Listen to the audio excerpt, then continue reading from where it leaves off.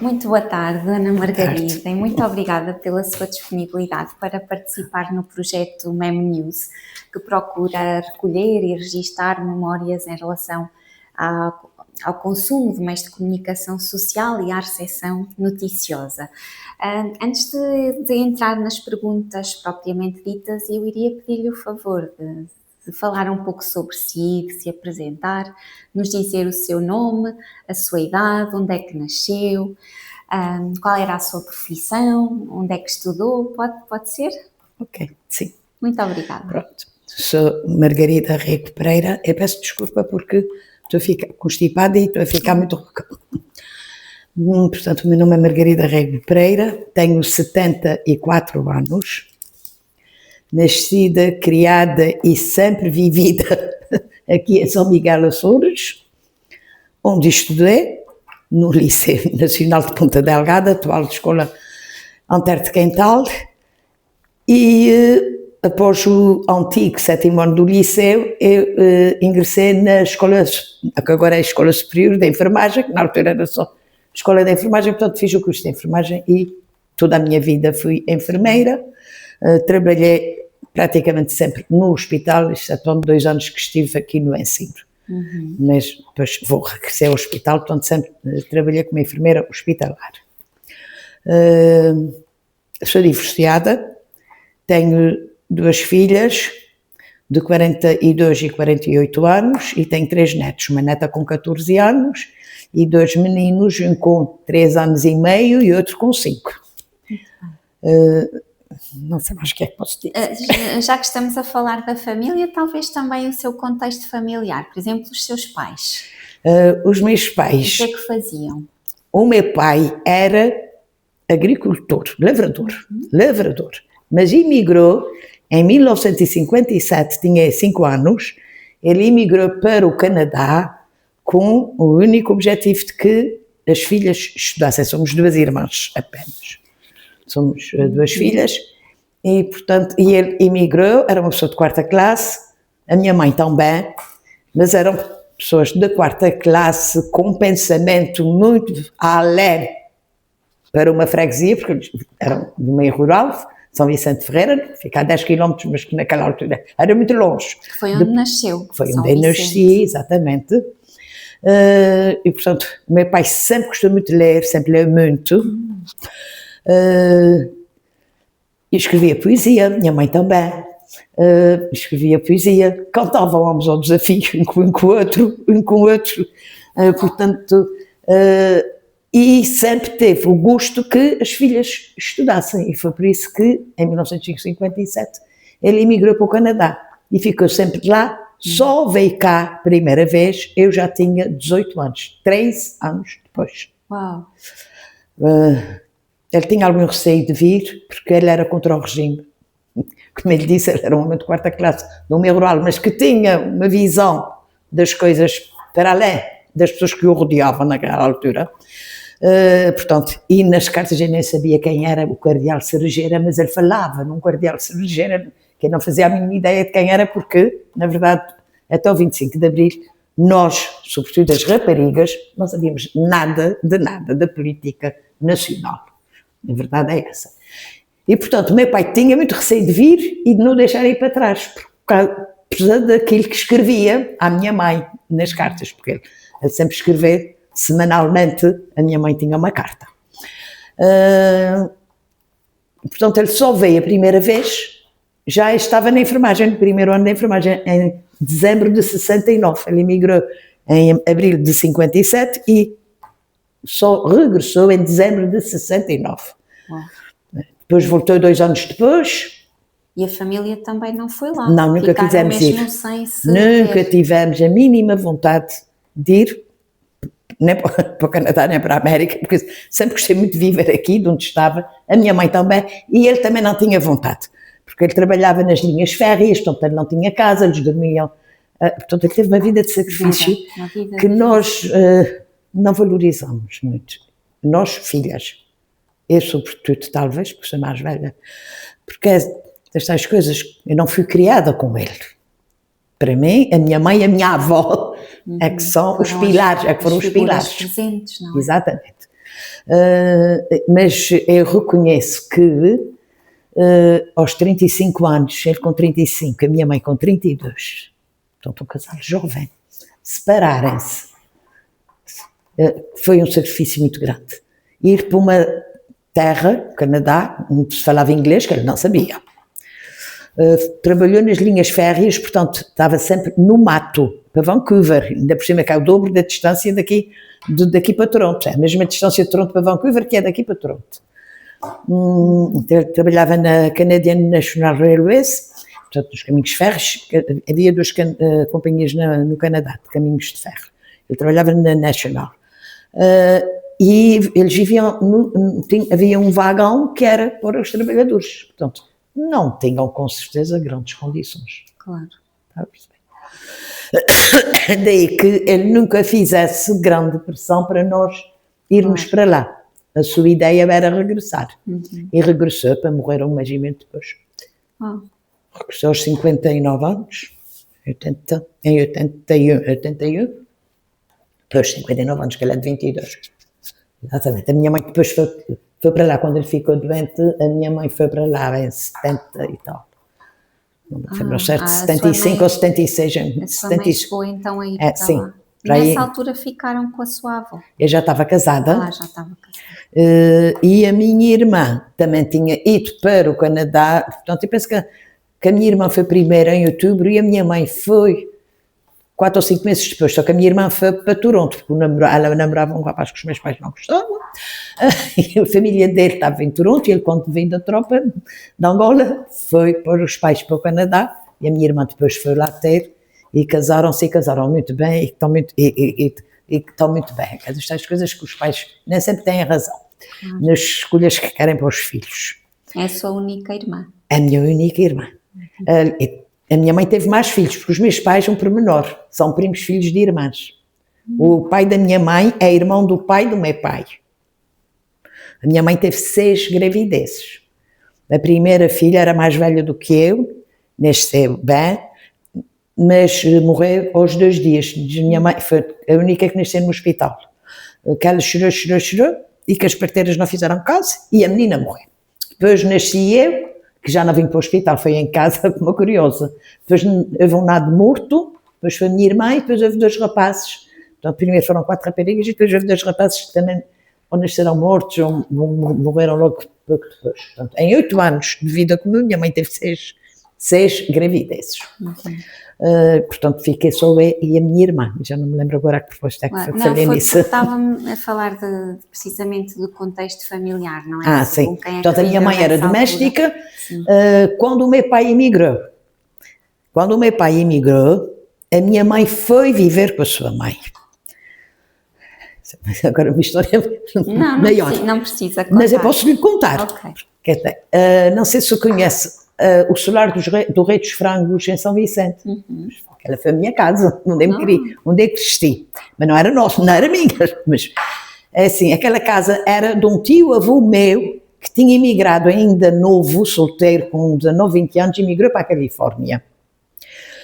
E, portanto, manteve-se solteiro muitos anos porque um primo dele roubou-lhe a namorada lá na Califórnia. A namorada dele casou com o primo.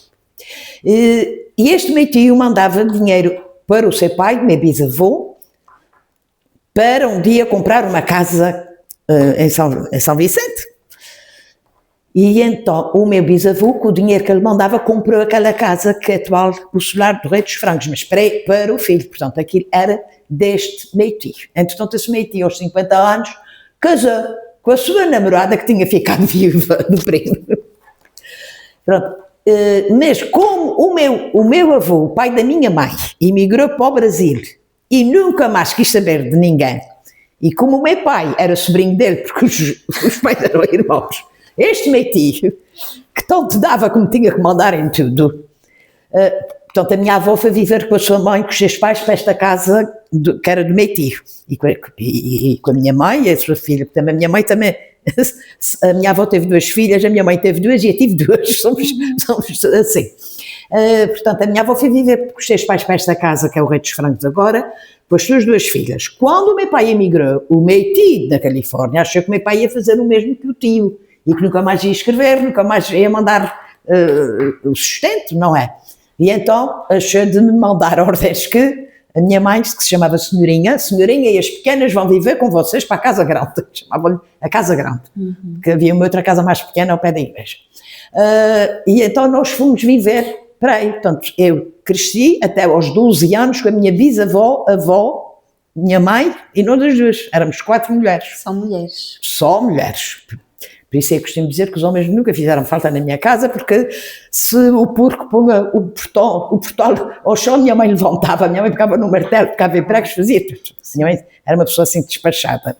Aliás, eu penso que sai um bocadinho aí, cada vez mais eu me estou parecendo com ela, mesmo naquilo que eu não gosto, que eu não gostava. É complicado. E, portanto, nós crescemos aí nesta casa. Eu tinha 16 anos, portanto em 67, não, talvez tivesse 15, porque acho que foi em 66, não sei. O meu tio morreu, esse tal meu tio, dono da casa, morreu, e portanto a casa foi, a viúva pôs a casa à venda. Na altura, 1966, custava 500 contos. Meu pai estava no Canadá, mas não tinha dinheiro para comprar aquela casa. Meu pai comprou a casa pequenina, porque eles tinham uma casa pequenina, que era a casa originária dos meus bisavós, e nós voltámos para a casa de onde tínhamos saído, que era da minha avó, que era a casa da minha avó. Portanto, eu deixei essa casa nessa altura.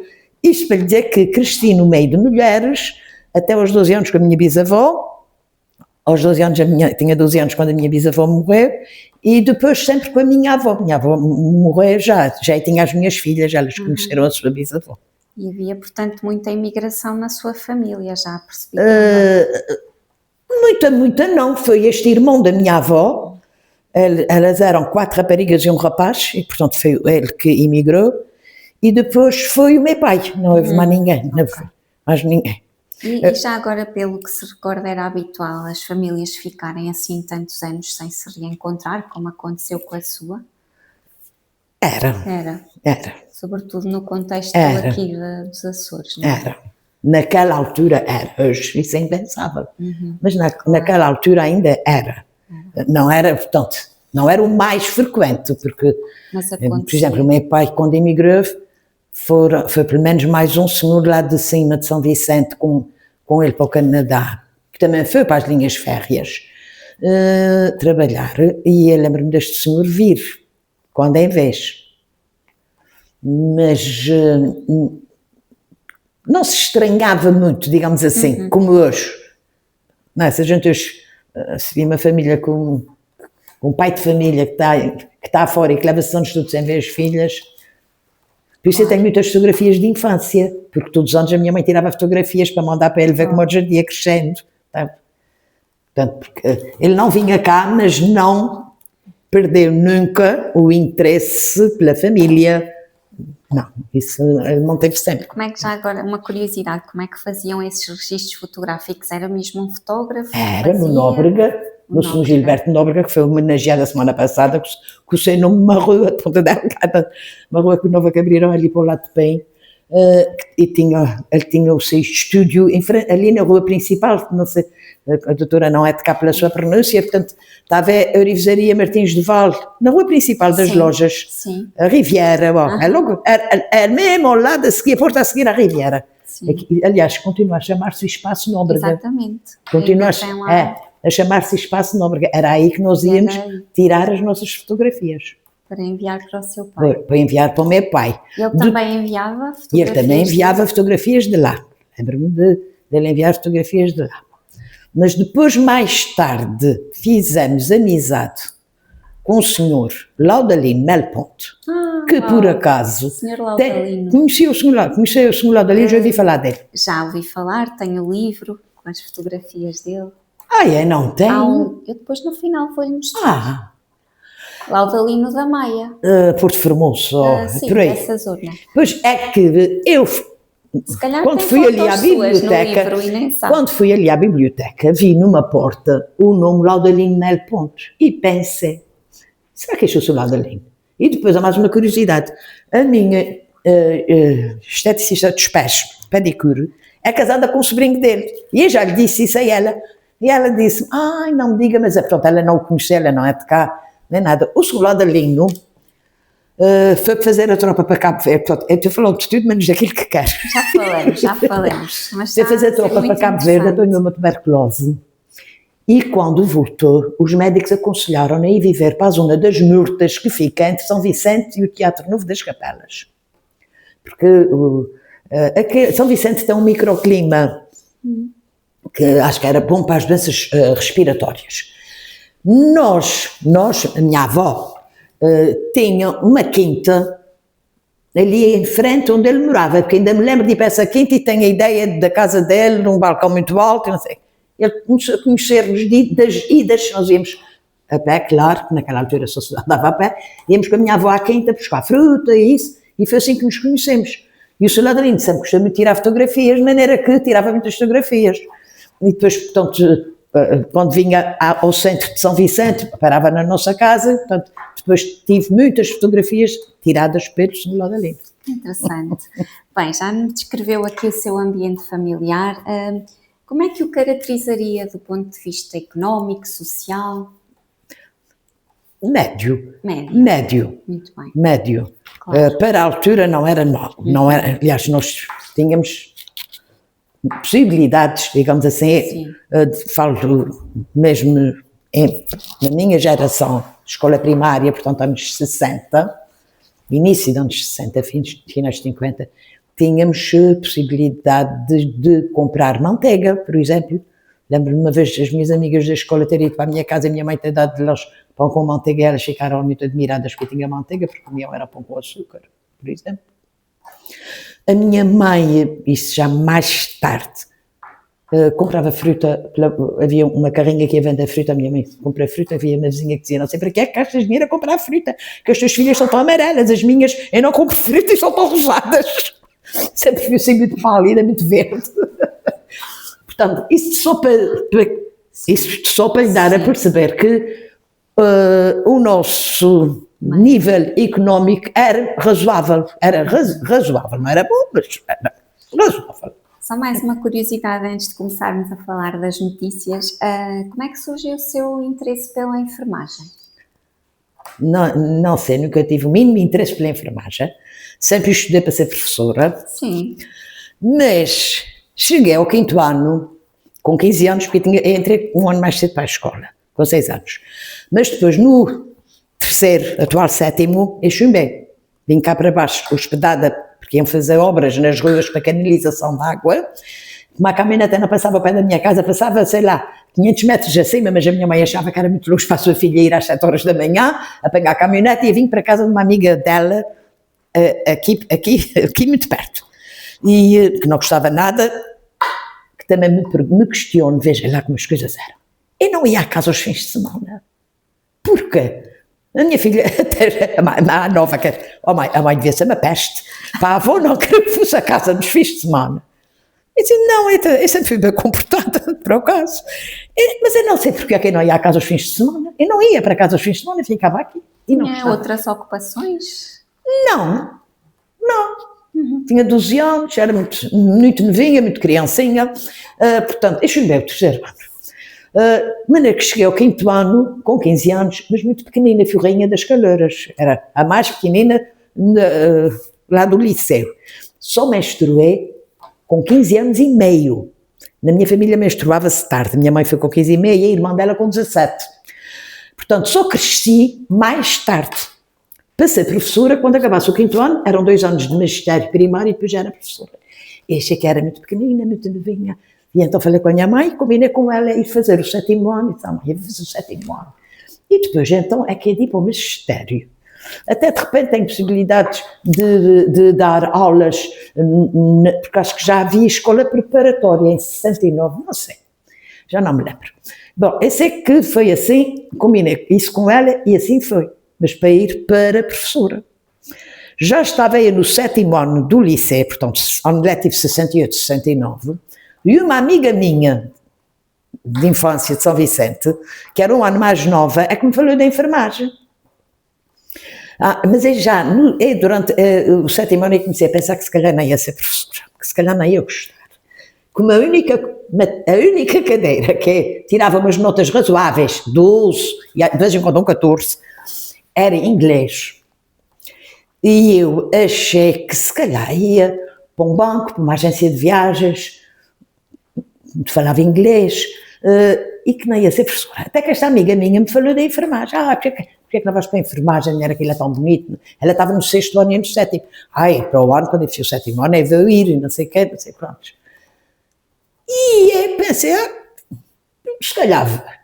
Mas eu tinha umas vizinhas, uma mãe muito cuidadosa, que levava muitas injeções de alimento, que se usava muito naquela altura, não eram vitaminas, eram as injeções de alimento, porque elas comiam mal. E eu nem sequer gostava de ver dar injeções, nunca gostei de nada relacionado com a enfermagem. Mas eu disse, olha, vou experimentar. Gostei desde a primeira hora, até me tornei boa aluna. Até 20 cheguei a apanhar um 20 em microbiologia, com o Dr. Figueiredo, 18, eu tirei 18 em anatomia, fisiologia 18, eu adorei logo aquilo tudo. Eu vinha do 7º ano de letras, daquele português que a gente tinha que ler, os ramalhos estudos daqueles homens, e saber a vida deles toda. Não sei, fui para uma coisa que me dizia, para um tipo de estudo diferente. Uma área com a qual se exato, e gostei logo e adorei a minha profissão, Muito bem. Agora pensando... Uma introdução muito comprida. Não, foi excelente. Também estes pormenores são importantes para a caracterização da época, não é? Isso é fundamental. Agora entrando mais na parte então do consumo de notícias e da relação com os meios de comunicação e pensando ainda na fase da sua juventude, a sua família interessava-se por notícias, por exemplo? Quando tivemos rádio, que foi quando? Não sei, já devia ter uns 7, 8 anos. Lembra-se de rádio lá em casa? Sim. Lembro-me, ainda estou a ver o aparelho em si. Philips, da marca. Quando tivemos rádio, mas que não, portanto, isso foi para aí, início dos anos 60, talvez mesmo 1960, 60, 61, talvez. 61 eu vim para o liceu. Ouvir rádio. Aí ouvíamos rádio, ouvíamos notícias. E era a emissora nacional? Era a emissora nacional e o Rádio Clube Português que havia. E já nessa altura a minha mãe dizia, veja lá, credo, ninguém pode ouvir notícias, isto é só desgraças. A história repete-se, porque já nessa altura a minha mãe dizia isso, credo, ninguém pode ouvir essas notícias, é só desgraças. Portanto, havíamos notícias. E jornais? Há uma relação com jornais, revistas? Não tinha? Nenhuma. Ou seja, o primeiro meio que se lembra de utilizar foi a rádio. Foi a rádio, sim senhora. Algum locutor que se recorde da sua juventude, dessa época já que ouvia rádio?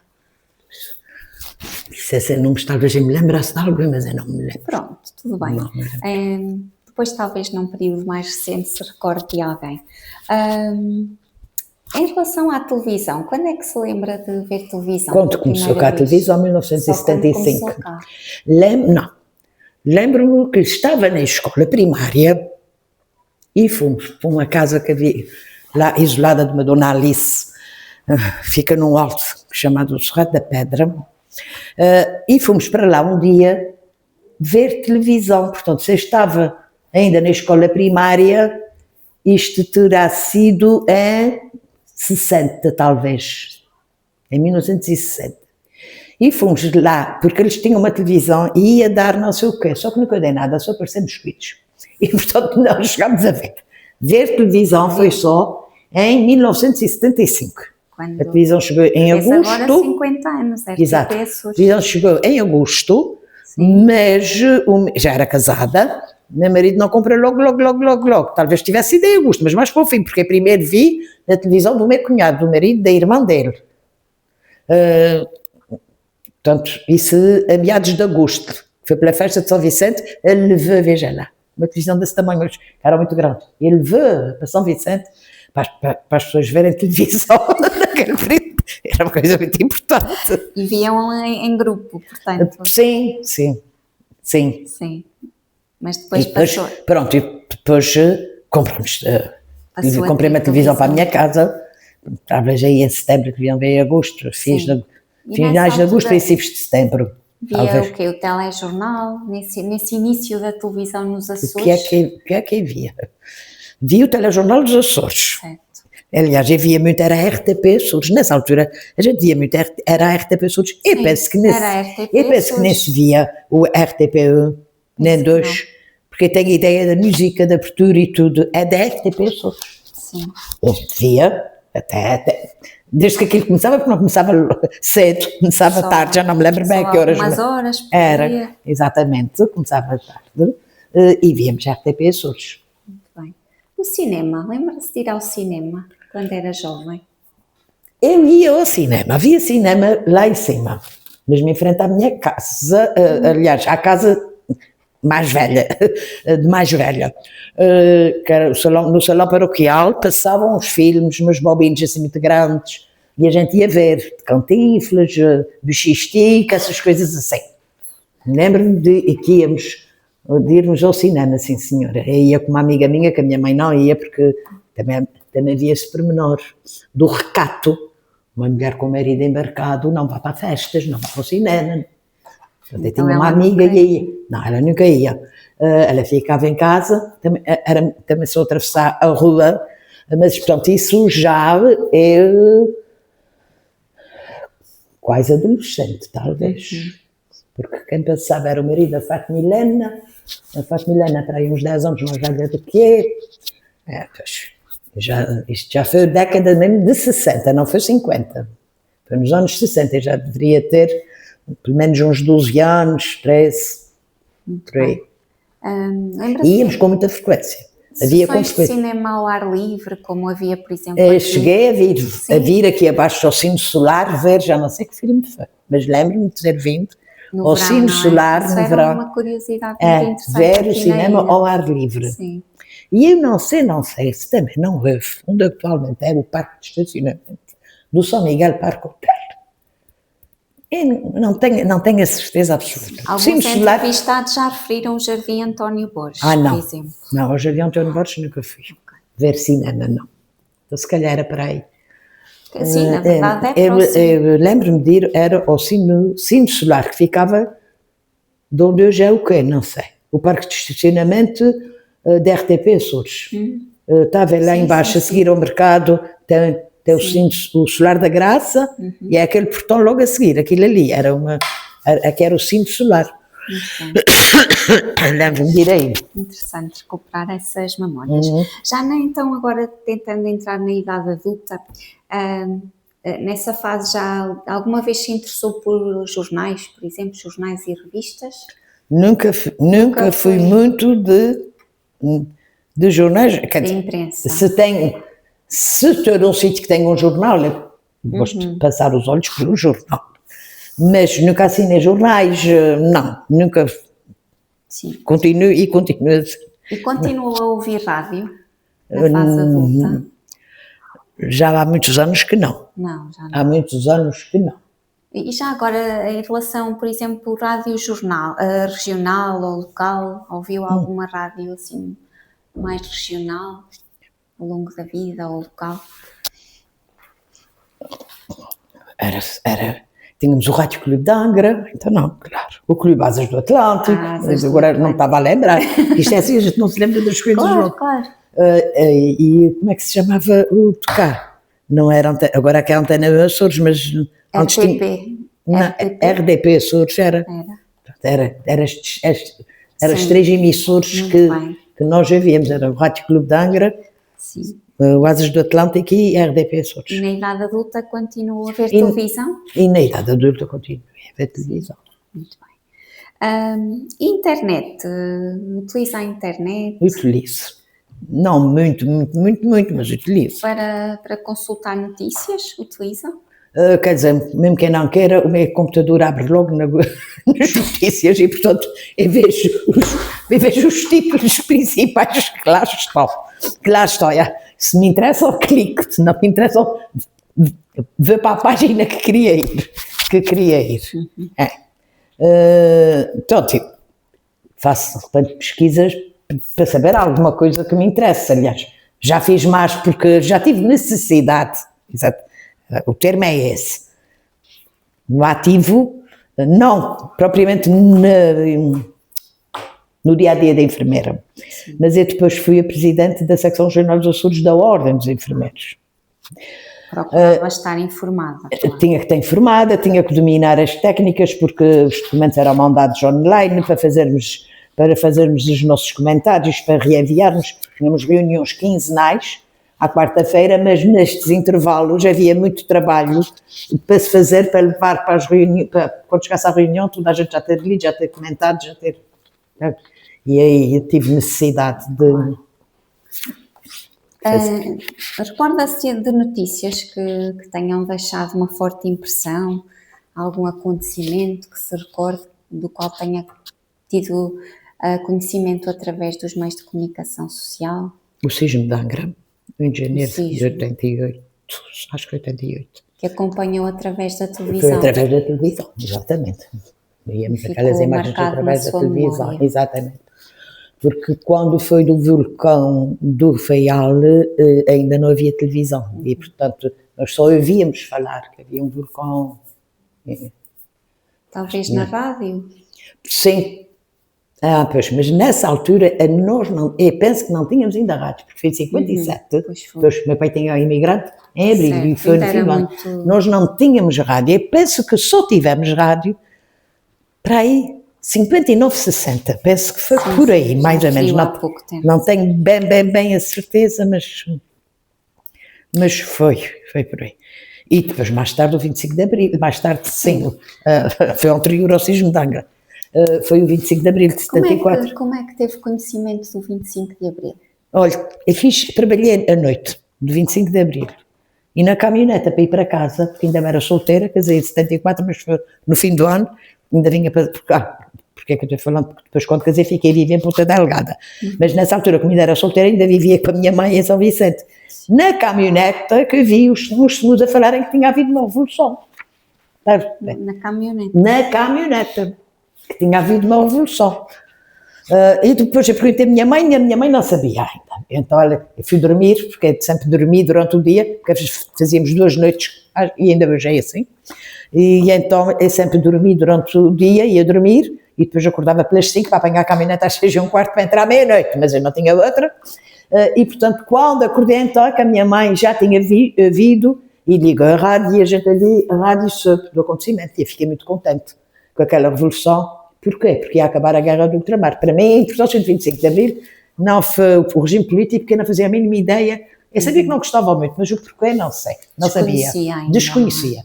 Minha mãe dizia-me que não se podia dizer viva o Delgado e viva o Galvão, mas porquê? Nunca ninguém me explicou. Eu sabia que não podia dizer essas 2 frases, mas não sabia o porquê das coisas. E, portanto, para mim, a minha alegria quando da Revolução de 25 de Abril foi porque ia terminar a guerra em África.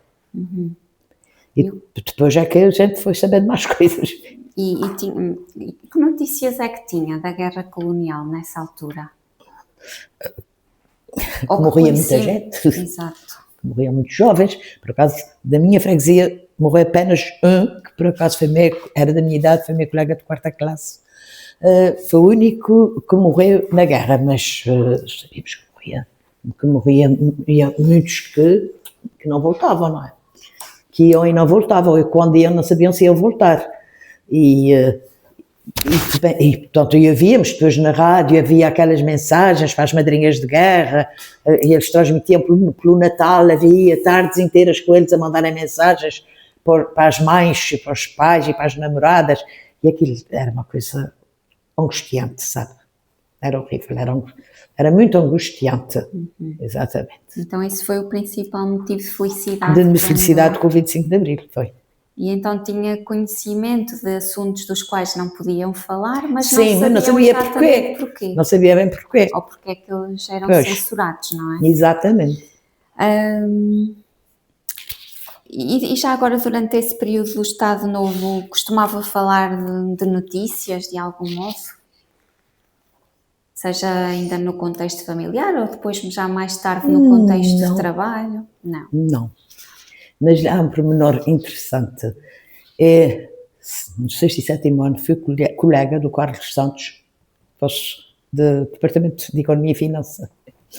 E, portanto, ele e o Mário Rezende, que foi diretor do Diário de Notícias, coitado, morreu muito cedo com cancro, eles os dois eram meus colegas em inglês, porque eles estavam em economia, e na economia eles tinham inglês, e eu estava em germânicas também tinha inglês. Naquela altura havia poucos alunos, portanto juntavam as diferentes áreas que tinham disciplinas em comum. E eu lembro-me perfeitamente do nosso professor de atualismo a 7, sempre foram 2 alunos muito acima de nós todos, quer o Mário Rezende, quer o Carlos Santos, como chamávamos Carlos Santos. Sempre foram muito bons alunos, quer dizer, se calhar eram alunos de 14, mas eram muito bons. 14 naquela altura era ser-se muito bom. E eu lembro-me de o doutor Luís Macete, nas aulas de inglês, e em inglês, que só se falava inglês, de fazer assim, uns comentários com eles, uns risinhos, uns entretantos, mas que a gente não percebia o que é que ele tinha dito, com eles os dois. Portanto, eles já tinham um nível mais avançado de conhecimento que nós não tínhamos. Nós, as raparigas, pelo menos não tinham. Isso poderá de algum modo ser relacionado com o acesso à informação ou falta Possivelmente, dele? qualquer um deles vivia em Ponta Delgada. Os pais eram pessoas já com alguma instrução. E, portanto, isso tem muito sempre a ver, acho eu, com o background que se tem, com o meio familiar. E o que se lembra hoje das notícias sobre os principais acontecimentos do país e do mundo antes do 25 de Abril? Alguma coisa? Ou já agora, como é que também, ou seja, depois dos acontecimentos do 25 de Abril de 74, como é que se lembra de ter acompanhado depois o desenvolvimento da situação? Ou seja, soube da Revolução? Era sempre através das notícias, todos os dias. Sempre vi notícias diariamente e continuo a ver. Não, porque nasci nos jornais, mas acho que tenho que estar informada. E vejo, continuo a ver diariamente. Portanto, e na altura era através da televisão, que transmitia diariamente os acontecimentos quer depois 25 de Abril, quer 25 de Novembro, tudo isso fomos acompanhando através da televisão. E nesse pós, agora após, lembra-se de algum acontecimento no pós 25 de Abril que de algum modo tenha sido marcante? E já agora, tinha conhecimento também da luta ideológica que existia na altura, no pós 25? Não. No pós 25? No pós. Sim, no pós. Conhecimento não tinha, mas percebia-se que haviam ali forças em lugares diferentes, uns dos outros. Uns queriam uma coisa e outros queriam outra. Isto percebia-se. Que aquele grupo do hotel E confiava nas notícias no pós 25 de Abril? Confiava. E antes? Também. Essa é uma pessoa que não desconfiava, eu confio nas pessoas e até me enganarem, mas confiava. E qual o meio de comunicação em que mais confiava? Era a televisão? Era a televisão, porque era aquele que tinha mais acesso. E acompanhou o processo de descolonização, há pouco falou dessa questão, acompanhou depois o processo de descolonização? Acompanhei naquilo que era transmitido nos telejornais, nas notícias. Do que é até que porque mais o meu ex-marido, tinha estado quase 3 anos em Moçambique na guerra e, portanto, ele também gostava que lhe interessava também. Claro. E acompanhou, por exemplo, a chegada de retornados? Sim. E o que é que se recorda sobre esse tempo? Cheios de gente. E o que é que me recordo? Ficámos todos furiosos que eles vinham roubar os lugares dos trabalhos dos outros, porque eles eram muito mais desenvolvidos do que nós. Nós éramos uns atrasados. Tem essa memória aqui de São Miguel. Eles eram, e mesmo uns anos depois, sei lá, havia qualquer coisa que corria bem. Pois aquilo é retornado. Os retornados, houve muita resistência relativamente aos retornados. Houve, sim, senhora. E de algum modo isso era motivado pelas notícias? Não sei se era pelas notícias, se era mesmo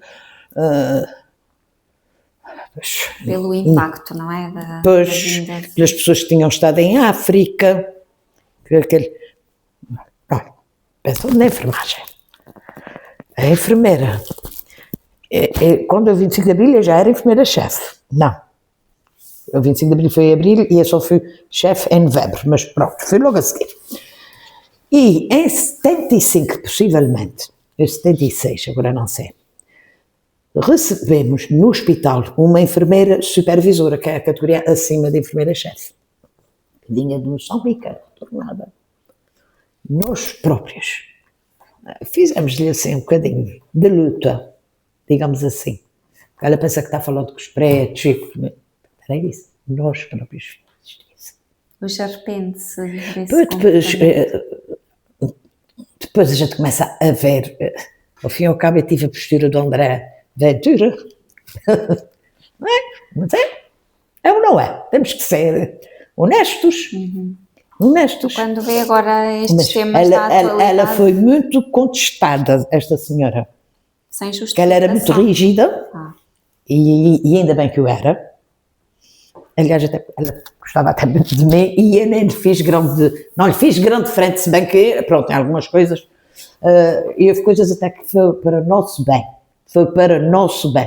Nós éramos enfermeiras-chefes, por exemplo, mas não éramos de carreira. Porque o hospital não era um hospital de Estado, era a Santa Casa da Misericórdia de Ponta Delgada.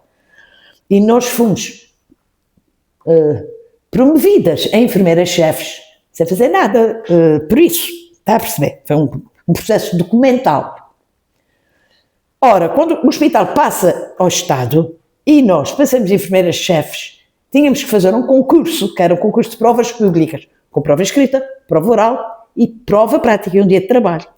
Mas como nós já éramos enfermeiras-chefes, poderíamos transitar e sem fazer isso. Mas ela me andou, não sei o que vocês têm que fazer. E chegamos aí a um advogado, o Dr. Melbente. E o Dr. Melbente olhou para nós e disse-nos assim: vocês são tão novinhas, vocês que façam esse concurso, que escusam de mais amanhã de vos dizerem que vocês são chefes, porque são de um tempo em que... Não sei o que. Ainda bem que fizemos. E fez o concurso. Fiz o concurso. E correu bem. E correu bem. Fui a segunda classificada, porque eu nunca fui primeira em coisa nenhuma, não ia ser nisso. Não ia ser nisso, mas correu bem. Peguei 17,8, que era uma boa nota para a altura. Sim. E depois disso fiz para supervisora, mas isso então já mais recentemente. Já em 2002. Quando olha agora para estes temas que marcam a atualidade, então se calhar recorda-se um pouco também dessa resistência. Pois, mas houve resistência também dos médicos à tal senhora enfermeira, que é mãe de um colega vosso, entre aspas, que é o Luís Sousa, da informática. O Luís Sousa Moreno, da informática. Ele é o filho do meio dela. Muito bem.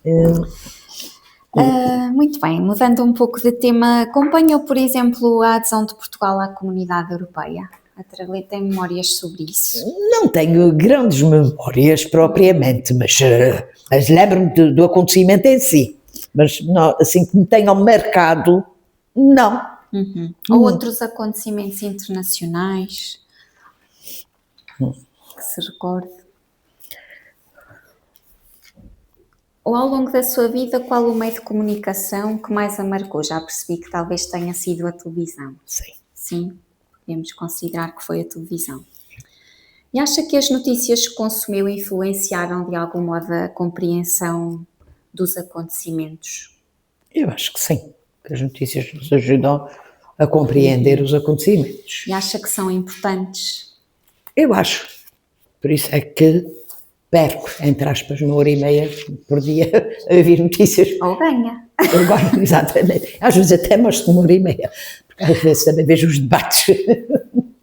Também se aprende coisas nos debates. Também gosta, portanto, do espaço de comentário e debate, não só da informação, mas também da opinião.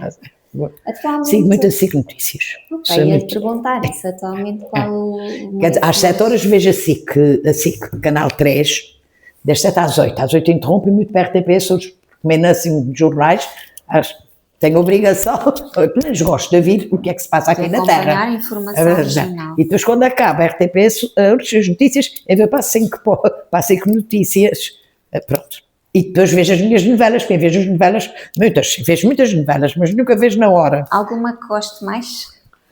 Eu gosto de quase todas. Também podia ser uma questão interessante há pouco, não é? Se lembra, por exemplo, qual é a primeira telenovela? A Gata. A Gata. Não, mas isso não era telenovela, era na rádio. Na rádio, quando a gente comprou a rádio, era uma radionovela que se chamava A Gata. Não me lembro propriamente do assunto, mas sei que era A Gata. E depois houve uma que se chamava, acho que, simplesmente Maria. Também na rádio. Sim. Também na rádio. Telenovela, qual foi a primeira? Foi Gabriela Cravo e Canela. Que parava exatamente. Tudo, não era? Já tinha televisão em casa, já. onde via a telenovela. Sim, Gabriela Cravo e Canela. Portuguesa foi, como é que ela se chamava? Vila Feia? Isso mesmo. É isso mesmo. Uma pista. Para ver se acertava, acertei. Há pouco eu estava a perguntar-lhe se acedia à internet e depois não lhe perguntei se tem redes sociais, se utiliza redes sociais. Tenho, mas não gosto. Não, tem. E qual tem? Facebook? Facebook só, e apenas. E utiliza essencialmente... Utilizo para saber quem é que faz anos, para não dar os parabéns a quem faz anos, e pouco mais. Não lê notícias partilhadas nas redes sociais? Algumas, Açores Global, às vezes eu gosto de ver o Açores Global, ver o que é que lá está, mas não vejo assim muito. Acho ridículo que as pessoas ponham as suas vidas nas redes sociais, eu acho, mas pronto, é a minha opinião. Sei que hoje em dia há muita gente que o faz, mas eu não ponho, não posso. Aliás, aliás, eu não ponho fotografias, nem sequer dos meus netos, nem nos livros, que as minhas filhas não me deixam mesmo pôr, nem de filhas, nem de genros, nem netos. Muito, muito, muito, muito raro. Eu acho que tenho uma fotografia com os 3 netos e não ponho. Acha que há atualmente uma confusão entre o público e o privado quando falamos das redes sociais? Falta de cuidado com a privacidade. Com o privado no sentido de privacidade. Sim. Eu acho. E já ouviu falar de desinformação? Fake news, não é? É um tema que a preocupa. A mim preocupa-me até porque tenho uma filha que muito dá ouvidos a tudo o que vê na televisão. E dá bocadinho falei com a minha empregada sobre isso. Não é o que vê na televisão, na internet. Eu disse, televisão não é. Se calhar valoriza, é tudo verdade. Ela de fazer análises, agora foi um doseamento de hormonas, porque pode ser que ela pode estar numa pré-menopausa aos 42 anos e não sei quem, não sei quantos. E a irmã, que é médica, brigou com ela. Portanto, tenho os dois opostos. Tem uma que não liga nada às doenças, às coisas. E tem outra que não tem as coisas e procura por elas. Sim, claro. E baseia-se muito, fundamenta-se muito na internet, naquilo que põe na internet, na educação dos meninos, que não se pode brigar, tem que ser tudo muito... Aquilo levava muito aberto, que já tinha passado muita coisa. Ou seja, nota aí que há alguma falta de capacidade de discernir o que é válido e o que é que não é. Ter atenção às fontes, à origem. E eu penso que essa falta de discernimento é contagiosa. Sim. Está a perceber? É um mal da nossa sociedade. Da atualidade. Sim. E eu por acaso ia-lhe falar agora de mudanças que eventualmente constate nas gerações mais novas, provavelmente essa será uma delas, não é? Esta é uma delas. Em relação ao acesso à informação, ao consumo de notícias, também existirão diferenças, não é? Sim, elas veem tudo nos telemóveis. Se calhar já nem precisam de televisão para... Não, exatamente. Veio muito pouca televisão. Muito tempo com ecrã. É no telemóvel é que se vê tudo. Confia no jornalismo e nos jornalistas portugueses? De um modo geral, claro. Pois. Quem vê. Quem vê. Porque penso que há algum jornalismo sensacionalista. Sensacionalista. mesmo nas entrevistas, por exemplo, há uma coisa que me irrita profundamente nos jornalistas. Estão entrevistando uma pessoa, fazem uma pergunta, o entrevistado responde, e eles cortam a resposta e mudam logo de assunto, não deixam a pessoa desenvolver, explicar, completar pelo menos o seu raciocínio.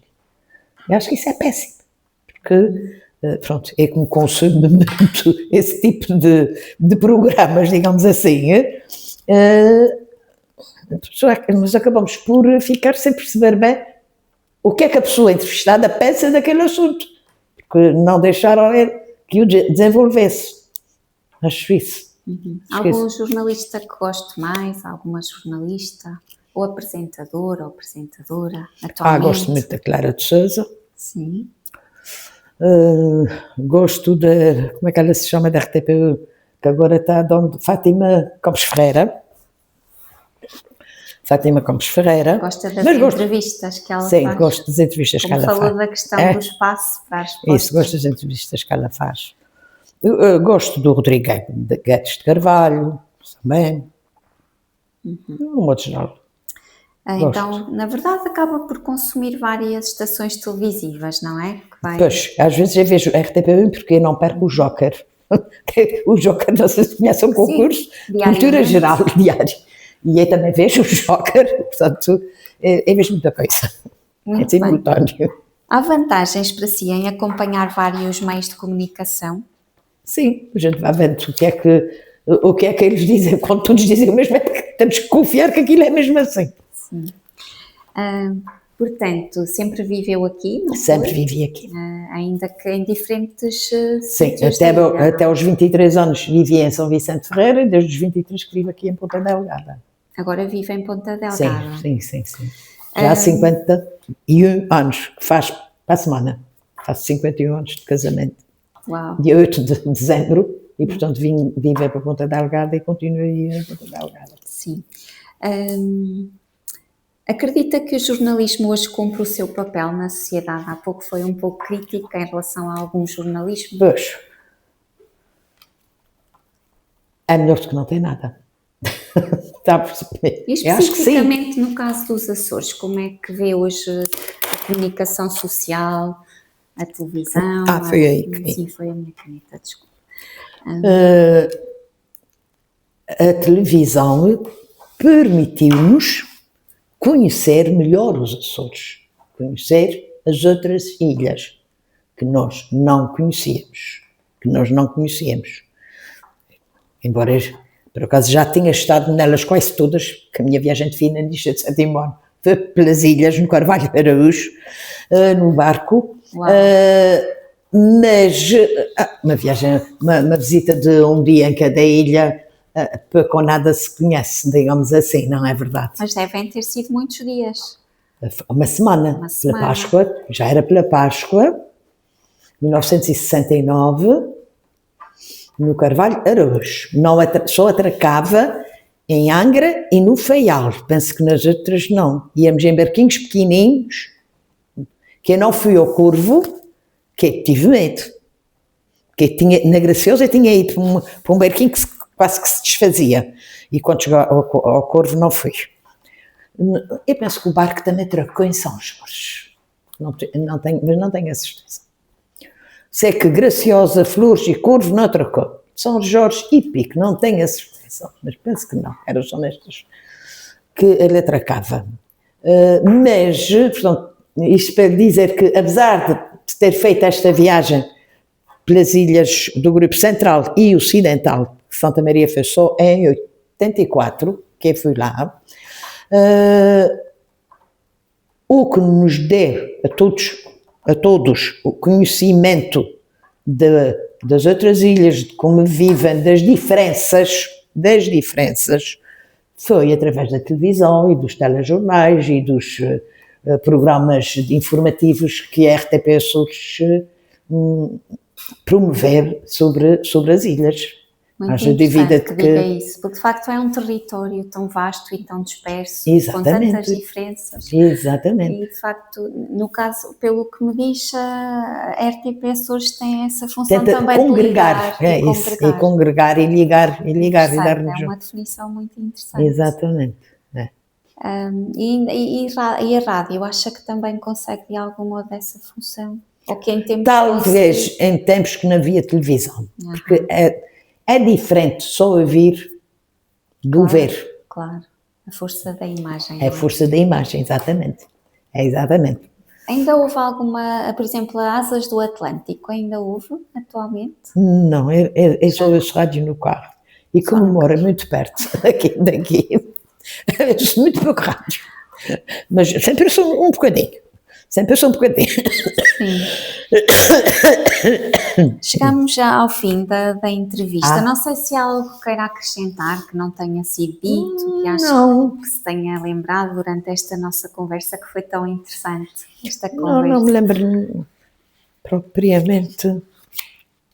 Já que falámos agora desta força. Eu não lhe respondi a acontecimentos internacionais. E até podemos voltar a isso. O casamento da Lady Di, por exemplo. Acompanhou na televisão. O 11 de setembro, mais recentemente. Um acontecimento positivo e negativo. Sim. O casamento da Lady Di foi um acontecimento autêntico. Lembro-me que tinha um doente que tinha televisão no quarto, portanto trabalhava num piso de quartos particulares. Já não sei em que ano é que foi. Mas pronto, mas foi quando foi. E vi lá um senhor vítima de um acidente de trabalho, que esteve lá hospitalizado, não sei quantos anos, e ele tinha uma televisão no seu quarto. E então nós, quando tínhamos um bocadinho, íamos ao quarto do Alberto espreitar o ponto de situação do casamento da Lady Di. Que era a televisão que existia lá. Na televisão que existia no quarto dele. No quarto dele. O 11 de setembro, eu estava no bloco operatório. Lembro-me perfeitamente do acontecimento do 11 de setembro. E esse não vi no hospital, porque no bloco não tínhamos televisão. Vi depois em casa, mas soube, pronto, estava no bloco operatório. Já agora voltava também a acontecimentos, mas neste caso regionais, até porque falou também da importância da televisão neste contexto, e alguns testemunhos que já recolhi também por acaso referiram acontecimentos específicos com os quais contactaram através das imagens televisivas. A revolta dos lavradores em 75, que entornaram leite nas ruas de Ponta Delgada, já foi transmitido na televisão. Já, os movimentos da FLA. Os movimentos da FLA. Sim. Através da televisão. E a questão da política. Exatamente, foi através da televisão que tomamos conhecimento, que eu tomei conhecimento disso, pelo menos. Por exemplo, imagina, algum acidente aéreo? Santa Maria? Santa Maria já foi recente. Qual foi aquele acidente do Faial em dezembro, que faz agora anos, para a semana próxima. Lembro-me perfeitamente desse, foi nos anos 80 ou 90, talvez. Tragédia da Ribeira Quente. A tragédia da Ribeira Quente, também. A tragédia da Ribeira Quente, perfeitamente disso. Visita do Papa aos Açores.